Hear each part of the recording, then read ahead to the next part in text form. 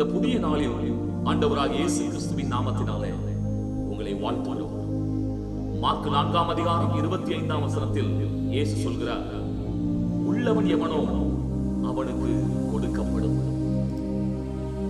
ஒரு தேசத்தினுடைய நன்மைகள், சலுகைகள் அந்த தேசத்திலே பிரஜையா இருக்கிறவனுக்கு, அந்த தேசத்தின் குடிமகனுக்கு தான் அந்த தேசத்தினுடைய நன்மையும் சலுகையும் கிடைக்கும். அதே போல ஒரு குடும்பத்தில் பிள்ளையாய் பிறந்தவனுக்கு தான் தகப்பனானவன் சகல ஆசீர்வாதங்கள் நன்மைகளையும் கொடுக்கிறாங்க. அதே போலத்தான் பரலோக தேவன் சொல்லுகிற வார்த்தை, உள்ளவன் எவனோ அவனுக்கு கொடுக்கப்படும். ரட்சிப்பு உள்ளவனுக்கு பரலோக ராஜ்யம், பரலோக தேவன் சகலவற்றையும் கொடுப்பார். கிறிஸ்துவுக்குள்ளாய் இருப்பவனுக்கு பரலோக தேவன் சகலவற்றையும் கொடுப்பார். தேவ பக்தியாய் நீதி உள்ளவனுக்கு தேவன் சகலவற்றையும் கொடுப்பார்.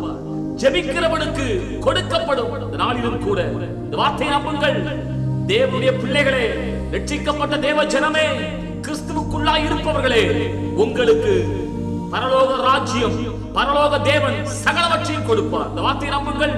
இந்த வார்த்தையின்படியே கர்த்தர் நம்மை ஆசீர்வதிப்பாராக. ஆமென்.